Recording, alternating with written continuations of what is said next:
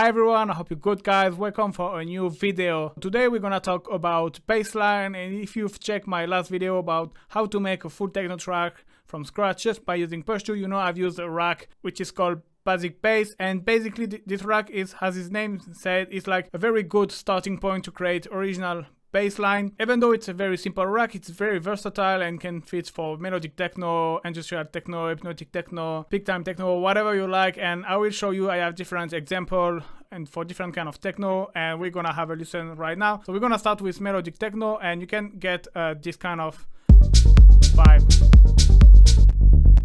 So this kind of rolling bassline, this is classic. The synth the synth and the harp that you can see in Ableton is actually from the same rack, to show you how versatile it is. So you have as well it's more like legato,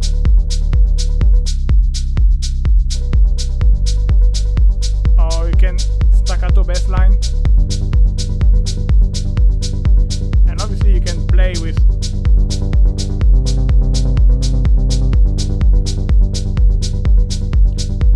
you can do as well more like hypnotic and play with the macro and slightly get something different.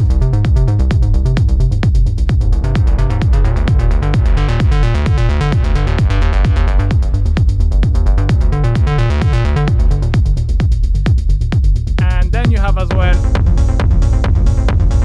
more industrial.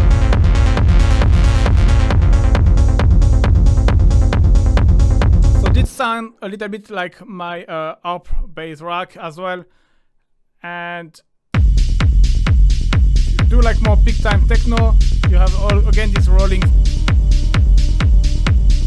stuff, or you can have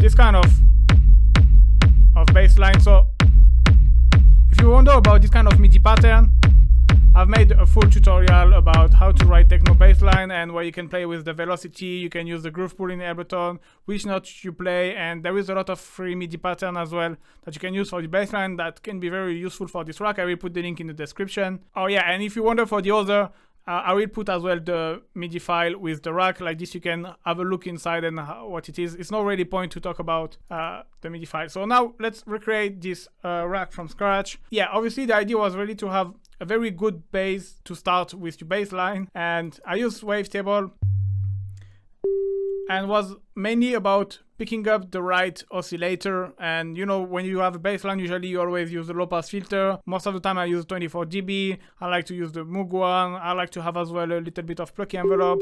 So that's all what I'm gonna do. So the oscillator I like in wavetable, you go to vintage and you have the mini wave here. And by default, I will use this one. I think mini wave is kind of like from the mini Moog or something like this. I'm gonna straight away group here, and I'm gonna assign the filter here. All right, and I'm gonna put 24 dB, and I'm gonna use the Moog Prodigy. Also, I'm gonna put the drive at around 9 just to add a bit of beefiness, and I can as well engage the sub. Okay, I'm gonna put octave 0. I'm gonna leave the tone at 0 because I want more like a sine wave, and I can assign the gain to the macro 8, and because this is gonna be our sub. Alright, this is our filter. Okay, next thing, the transpose, I've put -12, and because I've assigned the oscillator 1 to +12. The reason why is because... Alright, so just let me interrupt the video because my explanation was not really good. It's quite hard. So basically I have oscillator 1 and oscillator 2 with different kind of waveform. And the idea was I wanted to have my oscillator 2 1 octave down because it was just sounding better. But I wanted to be able to control the transpose button of oscillator 2 with the macro. But the thing is, if I transpose my oscillator to -12, when I assign the macro, the default, the middle of the macro will be -12 semitone, which is kind of weird, you know, if you wanna detune after from 3 semitone, 5 semitone, plus semitone, you know, you're gonna get some weird value like -5 and it's gonna get weird. So in order to reset that, I transpose the whole scent -12. So this way I could assign the oscillator to detune button to the macro and have the center at 0. So this way it's easier to do +5, +7. But because of that, the oscillator 1 now is 1 octave down than what it's supposed to be. So that's why I pitch it up 1 octave upper. This way it's kind of even everything again. So I hope it made sense. Sorry, it's a bit complicated to understand, but yeah, thank you. Let's go back to the video. So oscillator 2, I've been as well to vintage, and I've chose this one, the OB6 shape, which is, I think, kind of like a Obermind kind of waveform. And what I've done is I assigned the oscillator position to the macro. This way you can easily change between, because you can see these two oscillators. They are, for example, the oscillator 1, you can go from a triangle to a more square, to a more something in the middle there, and down is more like a sine wave, and in the middle you can really like kind of merge between waveform, and it's really nice. And you have, so the first oscillator is more like a mini moo kind of waveform, and the second oscillator it's more like OB6 kind of waveform. So that's pretty handy, because basically even if it's a very simple patch, just by moving this to macro and by combining the different kind of waveform, you can get a really large palette of sound and a different kind of tone. So I'm gonna map this one to macro 6, and I'm gonna map this one to macro 5. All right. About I didn't want it to have all oscillator playing in the same time. I wanted to have control to either have just oscillator 1, or either have just oscillator 2, or somewhere in the middle, making a mix a little bit of both of them. So the way to do that is obviously to assign the volume here to macro 7 for both oscillator. But obviously when you do that, they are both controlling exactly the same way, and what you want is like having one reacting the opposite way. So you go to map, when you bring your macro at minimum, here oscillator 1, the volume is at -infinite, and you want to be at 0, like it is by default. So the way to do that, you go here, you go here, and you have to inverse. You have to put this one at 0, and this one at -infinite. All right, so this way now, when the macro is here, you just have oscillator 1 playing, and you can see oscillator 2 is at its mute. But the more I go up here, as you can see, the oscillator 2, you're gonna start to hear the oscillator 2. And now when it's at the maximum, you just hear the oscillator 2, and you doesn't hear the oscillator 1, all right? And then when you're in the middle at 64, you'll hear both. So obviously you lose a little bit in gain because it's like at -6, but at least you can blend both. And you can as well more do something like 80-90% one or the other, and so yeah.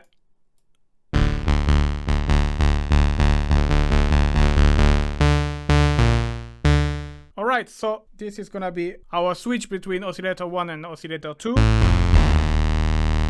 Alright, next thing you wanna do is the oscillator 2, like I said before, I wanna be able to control his pitch. This way you can really detune one oscillator to the other, and it's really nice, especially like for this kind of buzzing bass. You can bring this one like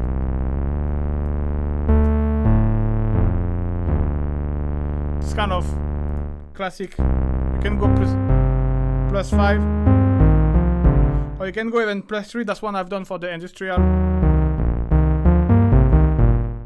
for more like kind of weird tone. So you see, even if it's a very basic patch, and with this macro that I've selected, you can easily like change the waveform, detune the oscillator, and really get a very different kind of sound. And yeah, so now you have something legato. I would like to have a bit of glide, so I'm gonna go here at poly and change to mono, and I wanna be able to control the glide, so I'm gonna assign it to macro 3.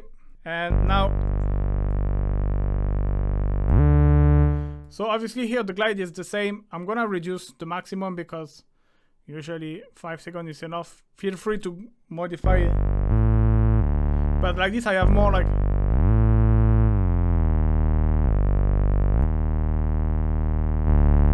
so that's very important. For example, for the melodic techno one here, you could see like the bass have different kind of glide.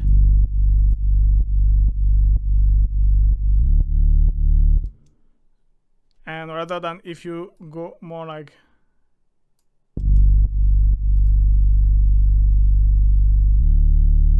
see this one is like very fast pitch glide modulation, other than this one is much more longer and smoother. So let's get back to our original. And now the last things we need is the kind of plucky vibe. So this is something I wanted because it's always nice sometimes, especially if you do like a rolling bass, to have like a kind of plucky effect. So this you need to, usually it's nice to have the filter down, and you go to your matrix and you click on the frequency here to be able to have it here. And I'm gonna use the frequency 2. The thing is, I would love to have like the possibility to map this, basically this 44, the envelope modulation on the filter, on the macro, but I cannot do that with Wavetable, and this is very annoying, but it's like this. So what I've done, I've just clicked on envelope 2, and I'm just gonna assign the sustain to macro 2, and I'm gonna call it pluck.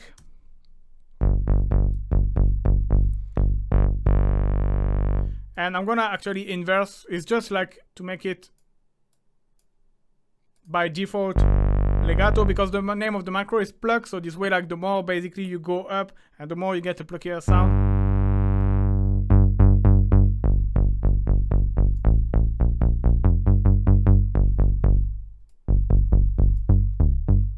Yeah, in terms of Ableton Wavetable, that's pretty much it. After, I'm gonna give you some tips that you can do to really create even more original sound. But if you haven't checked, I've made a lot of quick tips with Wavetable that you can implement for this patch. I will put the link in the description. Like for example, play with the unison. You can add one good thing, add LFO to, for example, you select here the pulse width.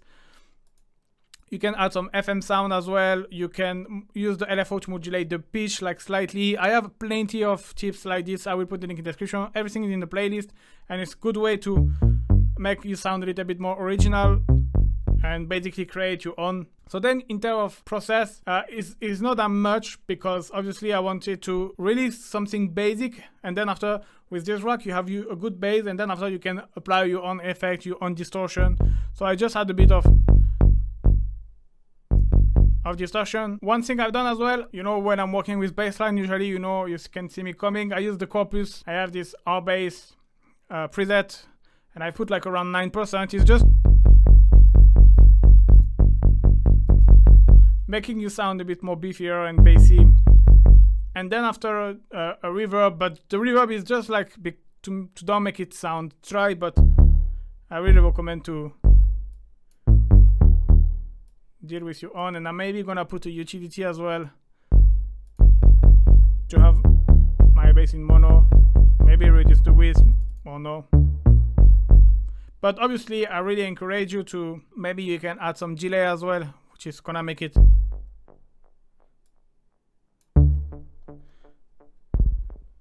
sound nicer.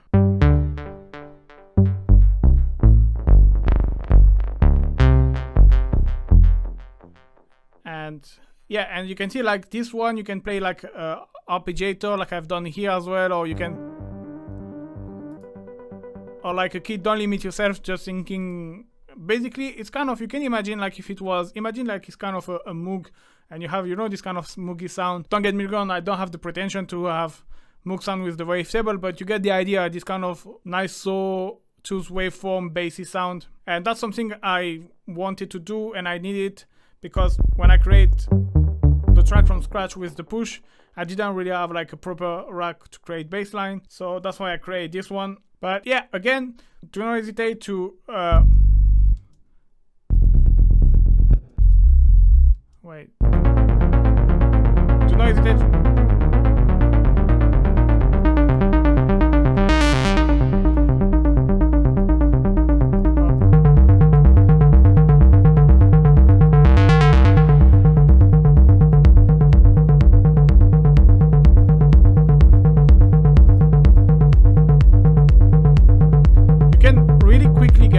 Different kind of tone. This.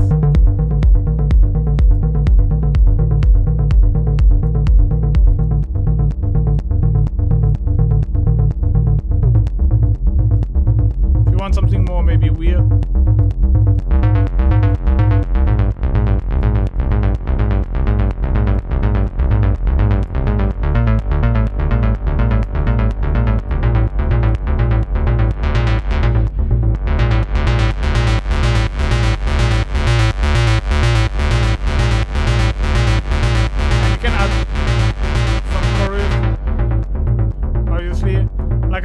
further. There is not that much effect, so don't be shy to add some here again. Even if I add the reverb inside the rack, you can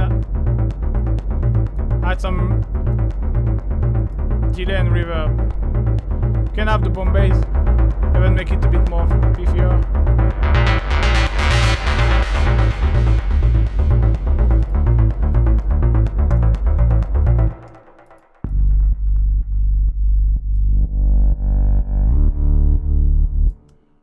But yeah,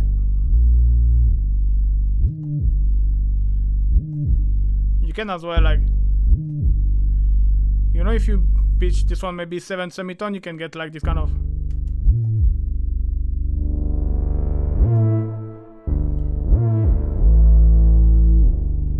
But in vibe, which not to play properly. And yeah, that's pretty much it. Pretty simple rack, but super effective. That's gonna be my go-to for bassline like this. Good start, you know, just after you can add some chorus, you can use my bomb bass rack to add more crunchiness, add some reverb, delay, just try things, but a very solid bass to start with. And yeah, I hope you like it, guys. All the file and the rack are available for free, link in the description as usual. Don't forget to like and subscribe, and see you soon, guys. Bye bye.